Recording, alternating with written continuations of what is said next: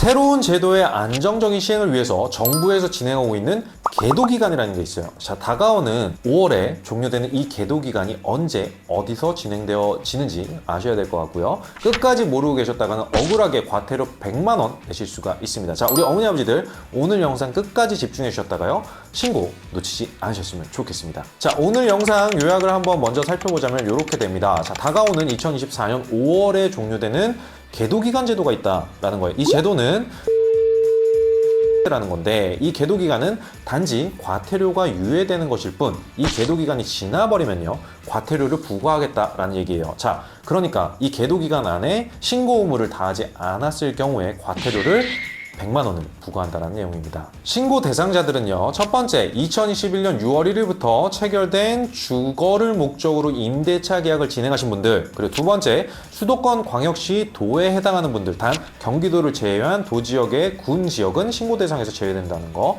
세 번째, 보증금이 6천만 원 또는 월 차입 30만 원을 초과하는 주택 임대차 계약자 분들이 바로 요 신고 대상자입니다. 자, 여기서 꼭 기억하셔야 될 부분은요, 모든 주민센터에서 신고 가능한 게 아니고 주택의 소재지 관할 주민센터에서만 처리가 가능하기 때문에, 만약에 주택 소재지 동네에 주민센터가 여러 곳이라고 한다면 미리 전화를 통해서 신고가 가능한지 확인하시고 방문하시는 게 좋을 것 같아요. 자, 그렇다면 이 대상자들이 신고해야 할 제도가 무엇인지, 어디서 어떻게 신고를 해야 하는지 뒤의 내용에서 자세하게 말씀드려보도록 하겠습니다.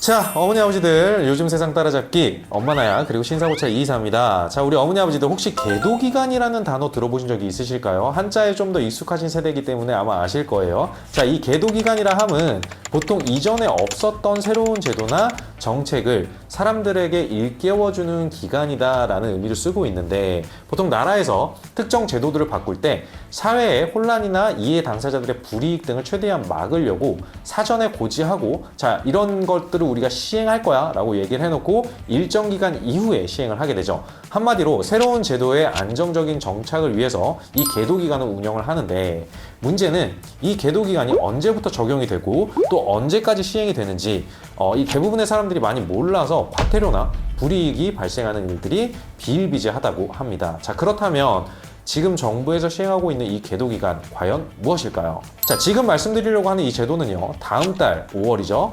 종료된다고 합니다. 자, 계도기간 중에는 과태료가 부과가 되지는 않아요. 자, 이는 과태료 부과 기간이 유예되는 거지 안심할 수는 없다는 거죠. 자, 그리고 이 계도기간이 다 지날 때까지 모르고 계셨다가 하셔야 되는 신고나 신청을 놓치게 되면 문제가 될 거예요. 자, 이 영상 끝까지 확인을 해주셔야만 우리 어머니 아버지들 중에 어떤 분들께 이 내용에 해당이 되는지, 또 어떻게 진행을 하셔야 되는지 저희가 낱낱이 소상히 말씀드리도록 하겠습니다. 자, 우리 어머니 아버지들, 우리 기억을 더듬어 볼까? 자, 2021년도 당시에 6월부터 시작된 새로운 제도가 있었어요. 혹시 기억나신 우리 어머니 아버지들께서 계실까요? 아직 안 떠올르셨을 수도 있어요. 야, 나는 어제 먹은 점심도 기억이 안 나 라고 하시는 분들도 계시겠죠. 자, 좀 더 자세하게 한번 말씀드려볼게요.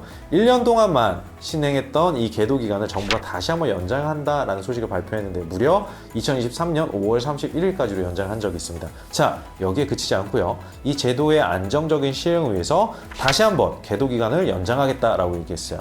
자, 다가오는 2024년 5월 31일이 이 계도기간의 마지막 연장 기간입니다. 곧 종료되는 이 제도, 바로 뭐냐면 주택임대차 신고제입니다. 자, 또 주택임대차 신고제가 결국엔 전월세 신고제라고 생각해 주시면 되는데, 이 주택임대차 신고제 제도는요, 2019년 8월에 발의된 부동산 거래 신고 등에 관한 법률 일부 개정안에 포함된 제도를 말합니다. 자, 임대인과 임차인 간의 주택 전월세 계약을 할 때 임대계약 당사자, 임대료, 임대기간, 보증금, 계약금 및 중도금과 잔금 납부할 시간 등을 상세하게 30일 내에 시, 군, 구청에 신고하도록 하는 제도입니다. 그래서 이 주택임대차 계약을 신고하면 자동적으로 확정일자가 부여가 되고요, 임차인이 따로 동주민센터에 확정일자를 받지 않아도 된다는 제도거든요. 쉽게 말하면 이 제도를 통해서 전월세 거래가 투명하게 공개가 되니까 나중에 세입자분들도 합리적인 계약을 맺을 수가 있고, 임차인분들도 따로 확정일자를 받지 않아도 보증금을 보호받을 수 있다라는 제도예요.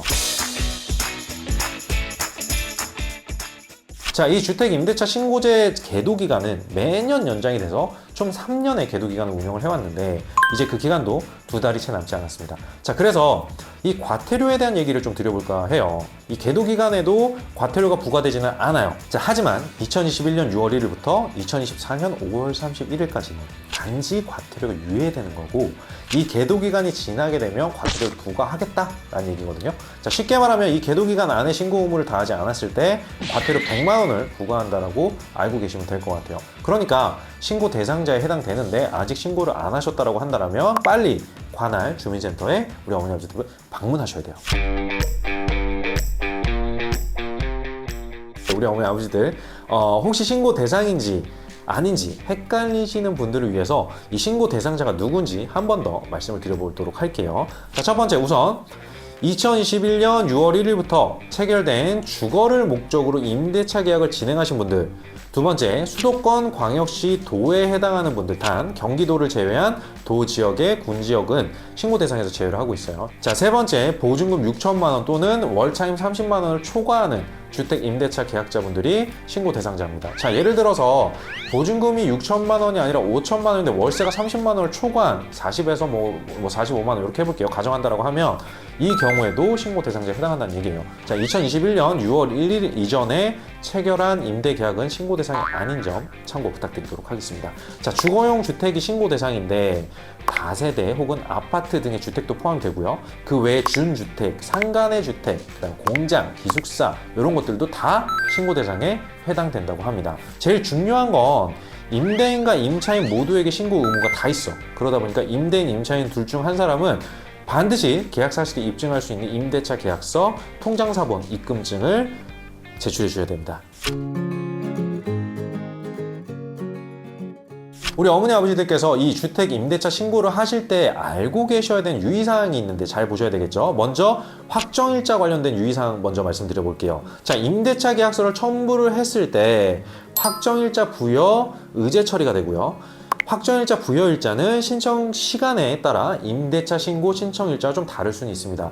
또한 평일 근무시간 내에 신청하신 경우에는 특별한 사항이 없는 한 당일 확정일자를 부여받으실 수가 있는데 평일 16시, 즉 오후 4시 이후에 혹은 공휴일에 접수가 된 경우는 다음 근무일로 확정일자가 부여될 수가 있습니다. 예를 한번 들어볼까요? 자, 주민센터가 6시에 업무가 끝난다고 가정을 했을 때 좀 전에 말씀드린 오후 4시 이후에 신청을 하시게 되면 주택 임대차 신고는 완료가 됐어. 하지만 확정일자는 다음 날 진행이 되는데 만약에 다음 날이 공휴일이야? 그럼 그 공휴일이 끝난 날이겠죠.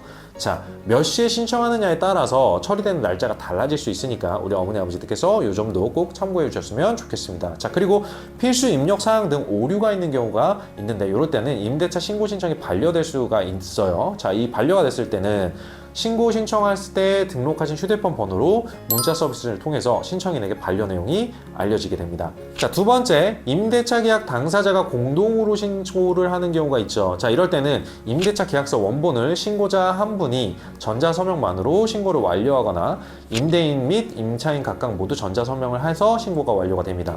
자, 세 번째, 임대차 계약을 당사자 중 단독으로 신고하시는 경우가 있어요. 자, 이럴 경우에 임대차 계약서를 제출하지 않고 임대차 계약 당사자 일방이 신고를 거부했을 때 단독으로 신고하실 수가 있어요. 자, 이 경우에는 임대차 계약 체결 사실을 입증하실 수 있는 서류를 첨부하시고 단독 신고 사유를 입력해야만 한다라는 거 기억해 주시면 좋을 것 같습니다. 자, 네 번째는 임대차 계약 당사자가 아니라 대리인이 신고를 할 수도 있죠. 자, 이 대리인이 계약 당사자와 동일한 방법으로 신고를 진행을 하고요. 대리인이 전자서명을 해야 됩니다. 자, 그리고 위임하는 자의 자필서명에 있는 위임장 필요하고요. 위임한 분의 신분증명서 사본을 꼭 첨부해야 된다는 거 알고 계시면 좋을 것 같습니다. 신고하는 방법 굉장히 간단합니다. 자, 관할 주민센터에 방문을 하셔서요 처리하시면 되고요. 온라인으로도 하실 수가 있어요. 온라인으로 부동산 거래 관리 시스템 사이트라는 것에 접속을 하셔서 신고하는 방법이 있습니다. 해당 사이트를 눌러주시면 메인 화면에 한번 볼게요. 저희 아마 조피디님이 따로 띄워드릴 텐데 주택 임대차 신고 글자를 한번 눌러볼게요. 로그인 창이 뜨면 우리 어머니 아버지들의 성명과 주민등록증 입력해 주시면 되고요. 자, 민간 인증서로 로그인할 수 있는 간편 인증 로그인, 그리고 인증서 파일이 필요한 공동 인증 로그인, 이렇게 두 가지 방법이 있습니다. 자, 어머니 아버지들께서 카카오톡, 국민은행, 토스, 패스 이런 앱 등으로 인증이 가능한 간편 인증 방법을 통해서 로그인하는 거를 저는 좀 개인적으로 추천드릴게요. 좀 방법이 간단하니까. 자, 신고할 시, 도, 군을 입력을 하시면 주택 임대차 신고서 등록 화면이 조회가 됩니다. 자, 이제 여기에 임대인과 임차인의 정보와 임대 목적물을 잘 입력해 주시면 됩니다. 또한 이 부동산 계약서에 있는 소재지와 주택 유형, 임대 면적, 방의 수 이런 정보들 입력을 해주시고요. 임대차 계약서는 온라인 파일로 업로드를 해야 되니까 우리 어머니 아버지도 휴대폰으로 임대차 계약서를 사진으로 촬영을 해서 첨부를 해주셔야 되는데 만약에 좀 어렵다라고 하시면 자제분들한테 요거 좀 카메라로 찍어서 보내줘, 혹은 요거 스캔 좀 해서 나한테 보내줘, 이렇게 해주셔도 좋을 것 같아요. 그래서 파일로 전송을 해주시면 될 것 같습니다. 자, 그리고 전화로도 문의를 하실 수가 있거든요. 자, 임대차 신고는요 1533-2949로 이렇게 전화를 하시면 됩니다. 평일 오전 9시부터 오후 6시까지 전화 상담이 가능하다고 하니까요, 이렇게 활용해 주시면 좋을 것 같아요. 만약에 나는 좀 어렵다 라고 하시는 우리 어머니 아버지들께서 있을 수 있죠. 자, 그러면 관할 주민센터 방문하셔서 도움을 받으시는 게 제가 봤을 때는 가장 편리하시지 않을까라는 생각이 듭니다. 자, 여기서 꼭 기억하셔야 될 부분은 모든 주민센터에서 가능한 건 아니니까 주택 소재지 관할 주민센터로 꼭 가셔야 된다라는 거 기억해 주시면 좋을 것 같습니다. 자, 이제 마무리 해볼까요? 오늘은 계도기간이 종료되는 주택임대차 신고제에 대한 설명을 드렸어요. 자, 100만 원이에요. 100만 원 작은 돈 아닙니다. 그쵸? 너무 아깝잖아요. 그러니까 오늘 영상에서 이렇게 안내해드린 필수 지점 서류와 그리고 신고 대상자 꼭 확인해 보셔서요. 5월 31일, 얼마 안 남았어요. 5월 31일이에요. 꼭 놓치시는 일 없도록 신고하시기를 부탁드리도록 하겠습니다. 자, 참고로 주민센터에서 이 제도 외에도요, 무료로 받을 수 있는 혜택 등이 있거든요. 그 내용에 대해서도 저희가 빠르게 한번 들고 와서 또 말씀드릴 수 있도록 그렇게 하도록 하겠습니다. 자, 오늘도 우리 어머니 아버지들 즐겁고 행복한 하루가 되시기를 바라는 마음이고요. 늘 말씀드리지만 우리 어머니 아버지들께서 이렇게 댓글창을 많이 활용해 주셔야 요 채널을 준비하고 있는 저희 이 엄마나야 팀이 굉장히 활기 넘치게, 행복하게, 보람차게 이 영상들을 준비할 수 있을 것 같아요. 댓글창 많이 활용해 주시고요. 그리고 구독과 좋아요 꼭 한 번씩 부탁드리도록 하겠습니다. 자, 오늘도 고생 많으셨고요. 다음에 또 인사드리도록 하겠습니다. 지금까지 엄마나야 그리고 신사고찰 이사였습니다. 고맙습니다.